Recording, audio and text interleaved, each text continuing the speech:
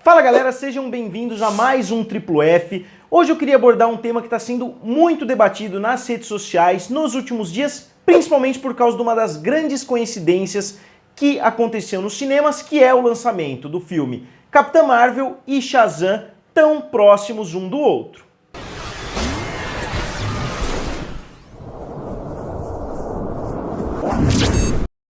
E galera, antes de mais nada, não deixem de se inscrever aqui no canal e acionar o sininho, que me ajuda bastante. Eu vejo que muitos de vocês assistem os vídeos, mas ainda não se inscreveram. Então, se você ainda não é inscrito, não deixe de se inscrever e me dá essa ajudinha extra. Yeah, you electrocuted a bus and almost killed these people. And then I caught it!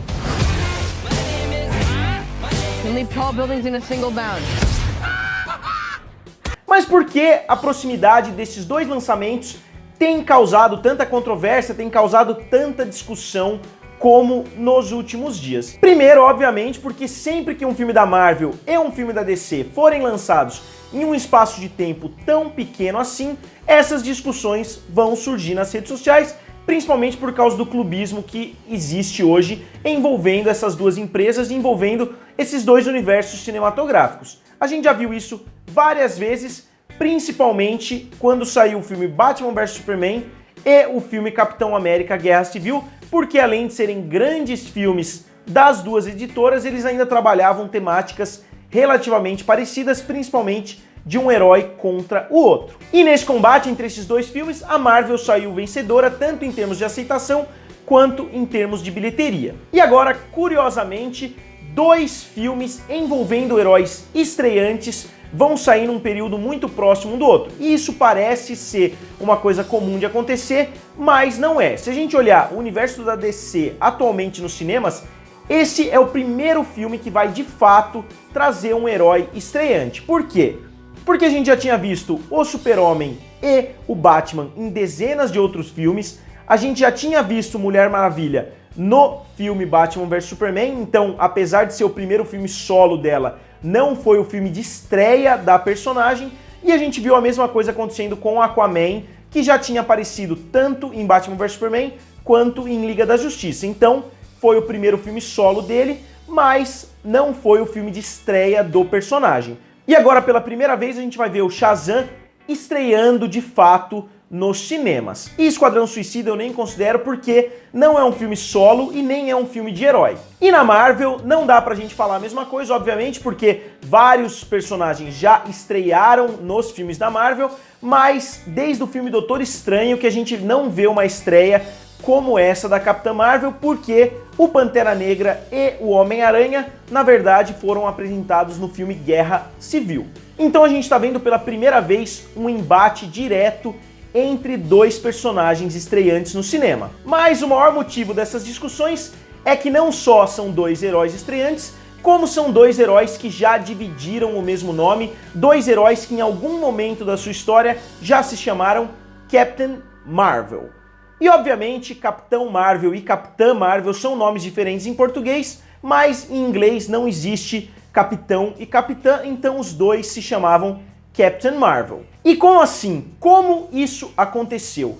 Como pode um herói da Marvel e um herói da DC terem exatamente o mesmo nome? Então, vamos lá. Só para situar vocês no tempo, eu vou voltar algumas décadas atrás, para o ano de 1934. Algumas décadas atrás foi fundada a National Allied Publications, que alguns anos depois viraria Detective Comics, que como vocês sabem, se chama hoje DC Comics. E alguns anos depois da fundação da empresa, mais especificamente em 1938, o Jerry Siegel e o Joe Shuster criaram um dos heróis mais icônicos até hoje, talvez o maior herói até hoje, o Superman, em 1938. Na verdade, a criação deles era anterior a isso, eles tinham criado o herói em 1932, mas em 1938 foi quando foi publicada a primeira história em quadrinho envolvendo o personagem Superman pela DC Comics, ou pelo que futuramente viria a ser conhecido como DC Comics. E essa história é recheada de pequenas coisas que daria para eu abordar aqui, é recheado de detalhes, mas eu não vou abordar aqui nesse vídeo porque o foco é outro. Se vocês quiserem que eu aborde um pouquinho mais a fundo a fundação do Superman e a fundação da DC Comics, diga nos comentários que eu tento abordar futuramente. E acontece que essa foi a era de ouro das editoras de histórias em quadrinhos. E nesse período, mais especificamente em 1939, surgiu também a Fawcett Comics, que era uma empresa rival da DC e que criou o herói Capitão Marvel. E esse herói foi criado já no ano da fundação, em 1939, e apareceu pela primeira vez nos quadrinhos em 1940, depois de ter o seu nome modificado de Capitão Relâmpago para Capitão Marvel. Então a primeira vez que a gente viu o Capitão Marvel numa revista em quadrinhos foi em 1940. E esse herói, o Capitão Marvel, se tornou um dos maiores fenômenos de vendas, chegando inclusive a ultrapassar o Superman e vendeu dezenas de milhões de cópias. E a Fawcett Comics acabou se tornando, mesmo que por um curto período de tempo, a grande rival da DC Comics. E devido a esse sucesso, em 1941, a DC decidiu processar a Fawcett Comics, alegando que o Capitão Marvel era uma cópia do Superman, alegando que, na verdade, a Fawcett Comics não teria os direitos do herói Capitão Marvel, porque, na verdade, ele seria uma cópia do Super-Homem, que era o herói de maior sucesso da DC, juntamente com o Batman. E essa batalha judicial envolvendo a National, que era a antiga DC Comics, e a Fawcett durou cerca de 10 anos, até 1951, quando o processo julgou que na verdade a DC estava errada, que na verdade a DC não tinha direitos sobre o personagem porque não se tratava de uma cópia e eram personagens completamente diferentes. Porém, a DC não aceitou o resultado e decidiu entrar com um novo processo. Mas depois de uma década de briga na justiça, a Fawcett já não aguentava mais, já não tinha dinheiro mais para brigar com a gigante que tinha se tornado a DC nesse período,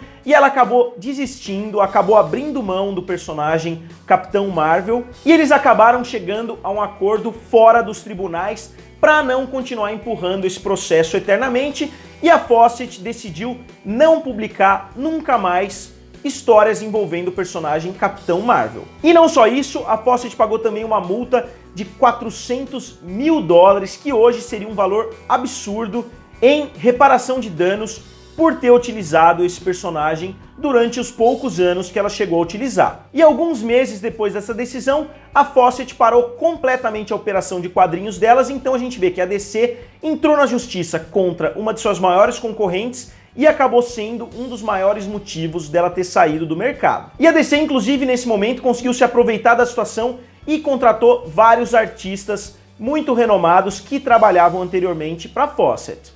Então agora a gente já deu uma olhada nesse lado da DC Comics, então vamos dar uma olhada no lado da Marvel. Vale lembrar que nessa época a Marvel como empresa, Marvel Comics, ainda não existia. Na verdade ela já existia, mas se chamava Timely Comics e usava o nome Marvel Comics somente para uma das séries de quadrinhos que ela lançava. Então o nome Marvel Comics, na verdade, começou a existir em 1939, mas ainda não era o nome oficial da empresa. Então, só lembrando a linha do tempo, o nome Marvel Comics surgiu em 1939 e o Capitão Marvel surgiu em 1940 pela primeira vez nos quadrinhos. Mas como a discussão é sempre Marvel versus DC, qual das duas editoras foi a primeira a utilizar o nome Capitão Marvel ou Captain Marvel? Então vamos voltar rapidamente para ver o que aconteceu depois que a Fawcett parou de produzir quadrinhos utilizando o personagem Capitão Marvel. O Capitão Marvel, depois disso, acabou ficando quase 2 décadas no limbo